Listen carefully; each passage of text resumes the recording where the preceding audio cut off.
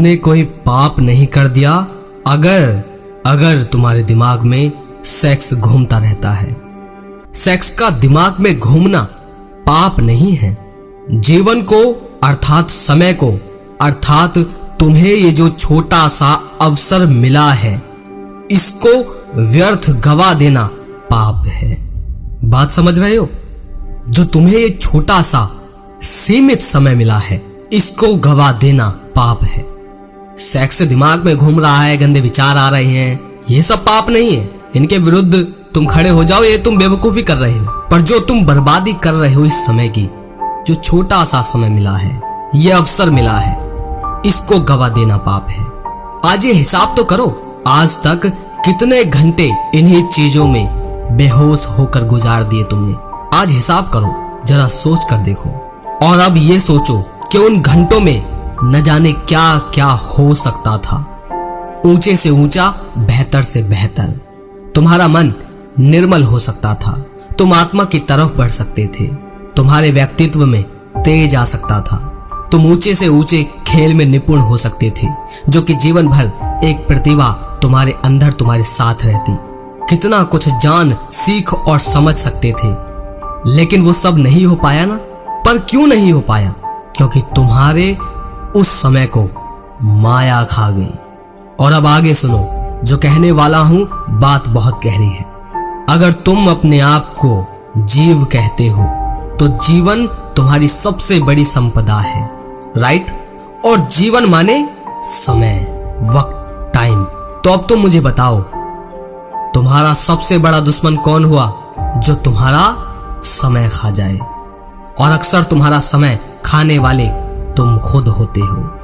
व्यर्थ के विचारों में समय गुजार दिया, व्यर्थ के उधेड़ बुन में समय गुजार दिया, चिंता, कलह, कलेश, इन सब में न जाने कितना समय गुजार देते हो।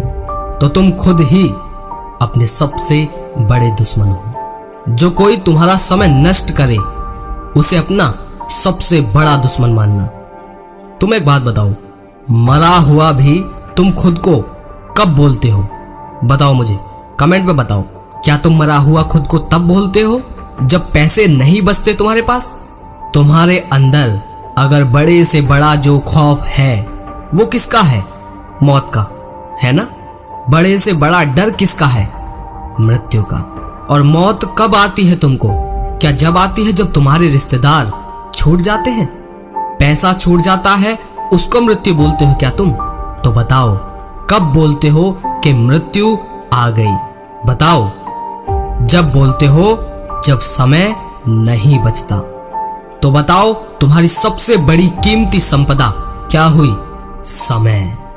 तो इसीलिए मैं वीर्य, पोर्न, सेक्स, हस्तमैथुन इन सब पर कम बोलता हूं। तुम्हें यह भी लगता होगा कि मैं पोर्न के विरुद्ध हूं, हस्तमैथुन के विरुद्ध हूं। नहीं, मैं उस समय की बर्बादी के विरुद्ध हूं जो इन सब में जाता है। और हर ऊंचे से ऊंचे व्यक्तित्व यही बताना चाहते हैं कि रामचर्या में समय को खर्च करो, मायाचर्या में नहीं। और बाकी यूट्यूबर सिर्फ वीर्यचर्या करवा रहे हैं। बात समझ रहे हो? वीर्यचर्या मतलब वीर्य में ही रहना, ब्रह्मचर्या मतलब ब्रह्म में ही रहना। और ब्रह्म को तुम रामचर्या भी कह सकते हो। अब तुम खुद से पूछो, बताओ तुम पूरे दिन कितना रामचर्या करते हो? कौन से राम के कर्म कर रहे हो? कौन से ऊंचे जीवन को जी रहे हो? कौन से ऊंचे कार्य कर रहे हो क्या? लेकिन बाकी यूट्यूबर वीर्य के चक्कर में बता कर वीर्यचर्या करवा रहे हैं। और मूल महत्वपूर्ण बात और सुनो ध्यान से, जहां तुम समय नष्ट कर रहे होंगे उसके साथ साथ तुम्हारा मन भी नष्ट हो रहा होगा। ये दोनों बातें बड़ी जुड़ी हुई हैं, ध्यान देना। जब भी तुम समय का सदुपयोग कर रहे होते हो तुम्हारा मन भी साथ साथ साफ हो रहा होता है। और इसके विपरीत जब भी तुम समय का दुरुपयोग कर रहे होते हो उसके साथ साथ तुम्हारा मन भी गंदा हो रहा होता है, मैला हो रहा होता है। बताओ, सच है कि नहीं? तो बात समझ रहे हो? दोनों ओर से मारे गए, समय तो गवाया ही, साथ साथ मन भी मैला किया। और अगर मन मैला हो गया, मन अगर गंदा हो गया तो समय फिर और ज्यादा गवाओगे, क्योंकि अब तुम्हारा मैला मन ही तो निर्धारित करेगा ना कि समय का आगे क्या करना है।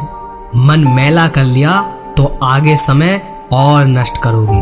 अब सवाल उठेगा कि पवन भाई, अब हमारी गलती तो आपने बता दी, ये तो बता दिया कि हम क्या गलतियां करते हैं और कैसे हमने जीवन निकाल दिया, समय निकाल दिया।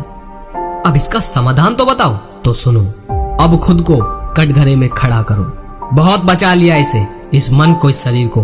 अब खुद के साथ ऐसी व्यवस्था बनाओ कि हर आधे घंटे में खुद को चिल्लाकर, डांट कर खुद से पूछो कि पिछले आधे घंटे में तूने क्या किया।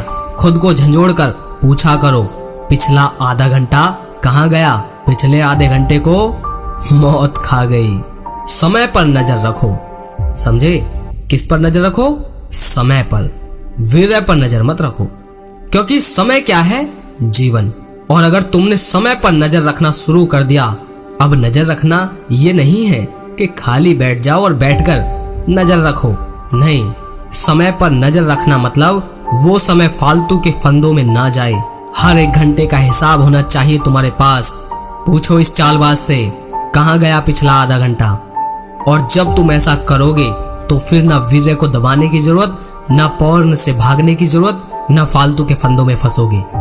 जितना समय हर रोज तुम्हें मिलता है, अगर सिर्फ और सिर्फ अपने उस समय की लगाम हाथ में तुमने ले ली, उसके बाद सबकी लगाम तुम्हारे हाथ में आ चुकी होगी। लेने की जरूरत नहीं पड़ेगी। फिर हंसोगे खुद पर कि देखो, पहले हम किस वीर्य की भाषणबाजी में पूरा जीवन निकाल रहे थे। राम काज तो कभी किया नहीं और वीर्य काज कर रहे हैं। राम काज करने वाले को देह काज में ज्यादा लगाव नहीं रहता। जितना वीर्य से जुड़ोगे उतना देह से जुड़ोगे, उतना देह को महत्व दोगे। नजर रखो इस समय पर। जितना समय पर नजर रखोगे उतना जीवन पर नजर रखोगे। अगर समय का सदुपयोग कर लिया तो जीवन का सदुपयोग खुद ब खुद हो जाएगा। तुम्हें करने की जरूरत नहीं पड़ेगी कि मेरा जीवन बर्बाद हो गया, जीवन बर्बाद जा रहा है। नहीं, तुम्हें पूरे जीवन पर ध्यान देने की जरूरत नहीं है, कोई जरूरत नहीं है। तुम्हें बस आज के, अभी के समय को देखना है। खुद को देखना है कि पिछला आधा घंटा कहाँ गया। पूछो इससे, और यही समाधान है। अगर इस वीडियो से आप सीख पाए हो तो मुझे कमेंट में बताओ कि तुम क्या सीखे हो। पूरी स्पष्टता के साथ कमेंट में जवाब लिखो। और आपको बताना चाहता हूँ, ये शब्द आचार्य प्रशांत जी के हैं। अगर आपको इससे रिलेटेड वीडियो देखनी है तो कमेंट में मुझसे पूछ लीजिए, मैं उसका लिंक दे दूंगा। अगर लगे शेयर करने लायक तो लोगों तक पहुंचाइए। यूट्यूब पर तुम देख रहे होंगे क्या चल रहा है। पूरा समय सिर्फ वीर्य के बारे में बात चल रही है। जब हम उनकी बातें सुनते हैं तो हमें लगता है सही तो बता रहे हैं, वीर्य के बारे में बेहतर बात तो बता रहे हैं, लेकिन हम वो जड़ को नहीं पकड़ पाते कि यहाँ हो क्या रहा है। क्या वासना के बारे में चर्चा करके वासना को मिटा लोगे? राम के बारे में चर्चा करोगे तो वृत्ति ही जड़ से खत्म हो जाएगी, क्योंकि सुध बुध कहाँ रहने वाली है फिर।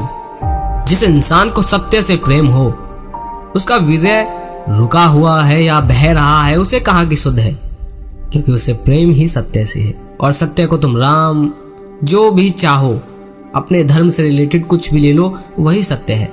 सत्य को ना जाने कितने नामों से जाना जाता है। बात समझ पा रहे हो ना? ऐसे पकड़ पाओगे तुम बाकी यूट्यूबरों की जड़। ऐसे देख पाओगे कि यहाँ क्या बताया जा रहा है। ये मत देखा करो कि सब्सक्राइबर कितने हैं तो इसकी बात में भरोसा होगा। नहीं, ऐसा नहीं है। ये दुनिया व्यापार करने वाली है। यहाँ ऊंची दुकान और फीके पकवान ही मिलेंगे, चेहरे पर स्माइल और थोड़ी बेहतरीन म्यूजिक, और बस तुम्हारे भरोसे के लायक हो जाएगा। समझ भी नहीं पाओगे कि कौन अपना हित चाहता है और कौन हमारा हित चाहता है। दोबारा कहना चाहूंगा, अगर लगे शेयर करने लायक तो लोगों तक पहुंचाइए। वैसे मैं जानता हूं बहुत कम लोग पहुंचाते हैं, पर फिर भी मैं आपसे कहूंगा। अगले वीडियो में फिर मिलते हैं मेरे भाइयों। जय श्री कृष्णा।